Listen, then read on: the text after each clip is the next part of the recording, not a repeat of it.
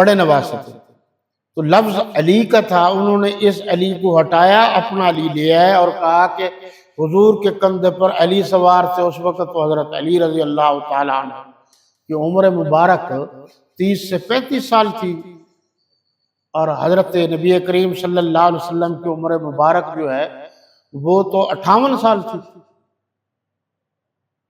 بعض نے لکھا ہے 60 سال تھی۔ تو یہ آپس میں یہ چکر شکر دیتے رہتے ہیں۔ اگر خامد نے طلاق دی بیوی کو جن کے صرف نکاح ہے، انت طالقن انت طالقن انت طالقن، 3 طلاقیں دے دی، تو پہلی طلاق ہوئی ہے، دوسرے کا تو محل ہی نہیں ختم ہو گئی، چھٹی ہو گئی، وہ ابھی تو میاں بیوی بنے ہی نہیں، صرف نکاح ہوا ہے، حقوق تو نہیں ہوں گے۔ امام نسائی نے بھی یہی کہا ہے۔ اس لیے یہ ذہن میں رکھیے کہ یہ طلاق یہاں اور حکم تھا، وہاں اور ہے، اسی کو انہوں نے ادھر فٹ کر دیا۔ مفتی اعظم پاکستان حضرت مولانا مفتی محمد شفیع رحمت اللہ تعالی علیہ نے جو اپنی تفسیر لکھی ہے شہرۂ آفاق معارف القرآن، اس میں بھی انہوں نے مولانا سرفراز خان صاحب صفدر جو ہمارے استاد تھے، یہ جو موجودہ مولانا زاہد الراشدی صاحب ان کے ابو تھے، گجرانوالہ کے تھے، بہت بڑے عالم تھے، بہت بڑے عالم تھے۔ مولانا عبدالحمید سواتی ان کے بھائی تھے۔ یہ بڑا علمی گھرانہ ہے۔ انہوں نے جو ہے کتاب کا نام لکھا ہے، وہ کتاب کا نام یہ ہے جی عمدۃ الآثاث فی حکم طلاقات الثلاث۔ یہ مولانا سرفراز خان صفدر رحمۃ اللہ علیہ نے کتاب لکھی ہے۔ اس میں 3 طلاقوں کا مسئلہ بڑی تفصیل سے ہے۔ تمام علماء کرام کے نزدیک 1 طلاق 1 ہے، 2 2 ہیں، 3 3 ہیں۔ جو 3 کو 1 کہتا ہے وہ غلط کہتا ہے، اور جس کو مسئلہ سمجھ میں نہ آئے وہ اپنے قریبی مستند یا بڑے دینی ادارے یا عالم سے پوچھے۔ پوچھنے کا طریقہ بھی میں آپ کو بتا دیتا ہوں۔ عام طور پر لوگ جو ہے نا جھوٹ بول دیتے ہیں، مفتی صاحب کے پاس بھی جھوٹ بولتے ہیں، عام طور پر تو کچہریوں میں بھی جھوٹ بولتے ہیں، لیکن میرا تجربہ یہ ہے کہ نکاح کے مسائل ہوں، وراثت کے مسائل ہوں، یا زمین کے مسائل ہوں، یا طلاق کے مسائل ہوں، یہ اکثر لوگ آ کر جھوٹ بولتے ہیں۔ اب مولوی صاحب کے سامنے بڑے میسنے سے ہو کر بیٹھ جاتے ہیں، ہاں جی حضرت جی یوں کیا، حضرت جی یوں کیا، اور پھر خاص کر تبلیغی جماعت والوں سے پوچھتے ہیں۔ ان بیچاروں کو تو اجازت بھی نہیں ہے مسائل بتانے کی، لیکن کچھ ان میں نئے نئے داخل ہوتے ہیں، اب ان کو حیضہ ہوتا ہے، دورہ ہوتا ہے، وہ مسئلہ خواہ مخواہ خود بتا دیتے ہیں، حالانکہ بزرگوں کی طرف سے ان کو اجازت نہیں ہے، مسائل بتانے کی ان کو اجازت نہیں ہے، وہ مفتی سے پوچھا جاتا ہے۔ عام مولوی کو بھی پتہ نہیں ہوتا۔ خاص کر یہ 3 4 مسائل، نکاح کے مسائل، وراثت کے مسائل، زمین کے مسائل اور طلاق کے مسائل، زبانی کلامی آ کر بیان کرتے ہیں، جس طرح وہ بیان کرتے ہیں بتاتے ہیں۔ مولوی صاحب ظاہر ہے اگر صحیح عالم بھی ہو تو وہ اسی طرح ہی بتائے گا جس طرح وہ بتاتا، یا عام مولوی صاحب سے بتایا، مولوی صاحب نے کچھ کہا، انہوں نے جا کر خاندان میں کچھ کہنا شروع کر دیا اور کہا جی وہ جی اسی گئے سے جی فلانے مولوی صاحب کو تو انہوں نے آخیا اس طرح مسئلہ ہے۔ اب وہ بھی تکلیف نہیں کرتے پوچھنے کی کہ بھی ہم بھی اس مولوی صاحب سے پوچھ کے تو آئیں جن کے بارے میں کہا جا رہا ہے۔ پھر وہ جو جھوٹ بول رہا ہوتا ہے وہ جھوٹ پھیل جاتا ہے، نتیجہ یہ نکلتا ہے کہ مولوی بیچارہ بدنام ہو جاتا ہے۔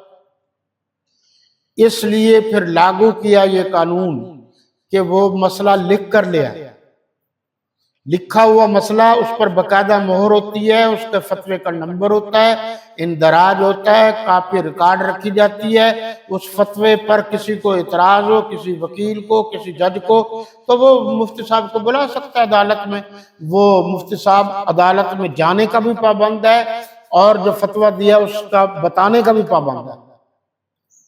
تو اس لیے عام لوگوں کو پتہ نہیں ہے تو وہ کسی سے مسئلہ پوچھ کے کہہ دیتے۔ ان بیچاروں کو کیا پتا، انہوں نے کہا ہر داڑھی والا یہ مولوی ہے۔ یہ طریقہ کار غلط ہے۔ اب ذرا حلالے کا مسئلہ وہ میں نے پہلے آپ کو بتا دیا تھا۔ جس طریقے سے مروجہ حلالہ ہے، یہ سارے کا سارا غلط ہے، اس کا اسلام سے کوئی تعلق نہیں۔ میں نے عرض بھی کیا تھا، دوبارہ بھی آپ چیک کر لیجیے، فتاوی عثمانی، شیخ الاسلام مولانا مفتی تقی عثمانی صاحب کے فتاوی پر مشتمل 3 جلدیں آئی ہوئی ہیں میرے پاس، تو اس پہلی جلد میں یہ ساری باتیں لکھی ہوئی ہیں۔ جو مروجہ حلالہ ہے یہ بالکل حرام ہے، اس کا اسلام سے کوئی تعلق نہیں۔ یہ ان پڑھ مولوی جو دیہات والے ہیں، جو جاگیرداروں کے ملازم ہیں، جو سرمایہ داروں کے ملازم ہیں، جو سندھ میں اندرون سندھ وڈیروں کے ملازم مولوی ہوتے ہیں، وہ جیسے وڈیرہ کہتا ہے ویسے فتویٰ مولوی صاحب کہتے ہیں، یہ غلط ہے۔ یہ ڈاکٹر اسرار احمد صاحب نے لکھا ہے، یہ میں آپ کو اس لیے سنا رہا ہوں کہ اس کو تو چلو مان لو، باقی تو آپ تفریق کرتے رہتے ہیں۔ تیسری طلاق دے چکنے کے بعد اگر کوئی شخص پھر اسی عورت سے نکاح کرنا چاہے، 3 طلاقوں کے بعد، یہ پہلے غور سے سن لیجیے، 3 طلاقیں ایک نہیں ہوتی، یہ مذاق ہے، اس طرح تو قیامت تک طلاق نہیں ہوگی۔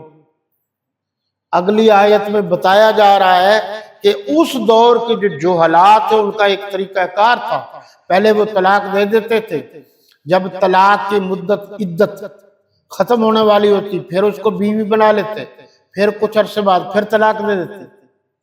یعنی جو شرعی قوانین اور ضابطے ہیں اس کے مطابق اللہ سے ڈرتے نہیں تھے، اس کو مذاق بنایا ہوا تھا۔ تو یہ غلط طریقہ ہے بھئی، اگر اللہ اور اس کے رسول کی قائم کی ہوئی حدوں کو پورا نہیں کر سکتے تو پھر یہ کام نہ کرو، پھر آرام سے عورت کو آزاد کر دو۔ انہوں نے لکھا ہے جی تیسری طلاق کے بعد اگر کوئی شخص پھر اسی عورت سے نکاح کرنا چاہے تو جب تک وہ عورت کسی دوسرے شخص سے نکاح نہ کرے، متحرام، یہ مروجہ موجودہ حلالہ حرام، نکاح مسیار، مسار جسے کہتے ہیں مسیار، یہ بھی حرام۔ ہاں پوچھو محقق علماء سے، اس وقت تک یہ عورت اپنے پہلے شوہر کے لیے حلال نہیں ہو سکتی جب تک دوسرے سے، جس کو عام طور پر لوگ حلالہ کہتے ہیں، حالانکہ حلالہ کے نام سے ہمارے ہاں جو مکروہ دھندا مروج ہے، ہاں سنٹر بنائے ہوئے ہیں استخارے کے اور حلالے کے، یہ سب کے سب حرام ہیں، کلہم حرام ہیں۔ مولویوں نے ڈھکوسلے بنائے ہوئے ہیں، ان کو پتہ ہی نہیں ہے، کسی بڑے محقق عالم سے پوچھو، حرام ہے۔ اور یہ جو مکروہ دھندا مروج ہے یہ بھی غلط ہے۔ ایک معاہدے کے تحت عورت کا نکاح کسی مرد سے کیا جاتا ہے، معاہدے کے تحت، حلالے کی بات کر رہا ہے، پھر تم اسے طلاق دے دینا، اس پر رسول اللہ صلی اللہ علیہ وسلم نے لعنت فرمائی ہے۔ وہ جو لفظ ہے حلالہ کرنے والے پر اور جس نے حلالہ کروایا اس پر لعنت ہے۔ جب تک 3 طلاقوں کے بعد، ذہن میں رکھیے جی، 3 طلاقوں کے بعد جب تک وہ دوسرے سے نکاح نہ کرے اور نکاح میں کسی قسم کی شرط نہ ہو، شرط کیا کہ میں ہفتے بعد چھوڑ دوں گا، میں 1 گھنٹے بعد چھوڑ دوں گا، وہ متع ہے، وہ کوئی وہ نکاح نہیں ہے۔ پھر وہ اس نے چھوڑ دیا، پھر عورت دوسرے مرد کے پاس چلی گئی، وہاں اس کا نباہ نہیں ہوا، کوئی مسئلہ کھڑا ہو گیا، اس نے طلاق دے دی، اب اس کو خیال آیا کہ کچھ غلطی تو میری بھی تھی، لیکن محققین نے لکھا ہے عورت کبھی بھی اپنی غلطی تسلیم نہیں کرتی، اپنی غلطی نہیں مانی۔ اچھا پھر اس کو خیال آیا، پھر اس نے پہلے سے نکاح کر لیا، یہ جائز، یا جب دوسری جگہ اس نے نکاح کیا وہ مرد مر گیا، ایکسیڈنٹ ہو گیا، کوئی اور وجہ بن گئی، اب وہ سوچتی ہے کہ کیوں نہ میں پہلے گھر چلی جاؤں، تو پھر پہلے کے پاس آئی تو یہ نکاح جائز ہے، اس کو حلالہ کہا گیا ہے۔ جو مروجہ جو رسمی حلالہ ہے یہ قطعاً حرام ہے، اس کا اسلام میں کوئی ثبوت نہیں ہے۔ اس میں جی ایک مسئلہ اور ہے، طلاق کا بھی ہو گیا، حلالے کا بھی، خلا کا ہے، تھوڑا سا سن لیجئے، وقت نہیں ہے اتنا، کہ امام ابو حنیفہ رحمۃ اللہ علیہ فرماتے ہیں کہ اتنا ہی، یعنی عورت سمجھتی ہے، کیا سمجھتی ہے یہ پہلے سن لیجئے، کہ حضرت ثابت بن قیس رضی اللہ تعالیٰ عنہ فرماتے ہیں، جو صحابی رسول ہیں، بڑے ذہین تھے، فطین تھے، صاحب ذکاوت تھے، مقرر تھے، ان کا قد چھوٹا تھا اور رنگ ذرا کالا تھا، لیکن ان کی بیوی بڑی خوبصورت تھی۔ اس کی بیوی نے حضور صلی اللہ علیہ وسلم سے شکایت کہ یہ میرا جو خاوند ہے یہ اچھا بھی ہے، سمجھدار بھی ہے، با اخلاق بھی ہے، مگر میں جب اس کو دیکھتی ہوں تو مجھے کراہت آتی، اچھا نہیں۔ تو آپ صلی اللہ علیہ وسلم نے فرمایا کہ لہٰذا اس نے کیا کہا، حضور صلی اللہ علیہ وسلم مجھے طلاق دلوا دیجئے، کہ وہ باغ جو اس نے تمہیں مہر میں دیا تھا وہ اس کو واپس کر دو۔ رضی اللہ تعالیٰ عنہ کی بیوی نے کہا کہ وہ باغ بھی میں دے دوں گی اور کچھ مزید بھی دوں گی۔ تو مسند احمد کی روایت میں آپ نے فرمایا مزید کی ضرورت نہیں۔ لہذا امام ابو حنیفہ رحمۃ اللہ علیہ کا قول اسی سے ہے کہ اگر وہ خلا کرے گی تو جو اس مرد نے حق مہر میں دیا تھا وہ اتنا ہی لے گا، زیادہ نہ لے، اگر خلو کا دعویٰ کیا۔ تو یہ اللہ کی حدیں ہیں، ان کو نہیں توڑنا۔ تو تین باتیں تو بالکل واضح ہو گئی نا آج، طلاق، خلا اور حلالہ وغیرہ یہ وہ۔ اور یہ دیکھیے جی خلا کیا ہے، یہ میں نے بتایا تھا، یہ حدیث شریف بھی بتا رہی ہے کہ اگر عورت سمجھتی ہے کہ میں اس مرد کے ساتھ نبھا نہیں کر سکتی، اس کو مذاق نہ بنایا جائے جیسے یورپ میں مذاق بنا دیا گیا ہے، وہاں خلا تو نہیں ہے، وہاں تو وہ خود مختار ہے عورت۔ پاکستان میں خلا کے نام پر بھی فراڈ ہو رہا ہے، چکر بازیاں ہو رہی ہیں، وکیل سے میل ملاپ ہو رہا ہے، تو مرد کو پتہ ہی نہیں ہوتا، وہاں خلا ہو جاتی ہے۔ اس سلسلے میں قاضی کو اختیار تھا جو اسلامی حکومت کا قاضی ہوتا ہے، لیکن یہ موجودہ قاضی بنے ہوئے ہیں، اس سلسلے میں بھی جو بیچارے با اختیار ہیں، پیسے والے ہیں، وہ اگلی عدالت میں پہنچ جاتے ہیں، جو غریب غربا ہیں وہ یہی ہو جاتے ہیں۔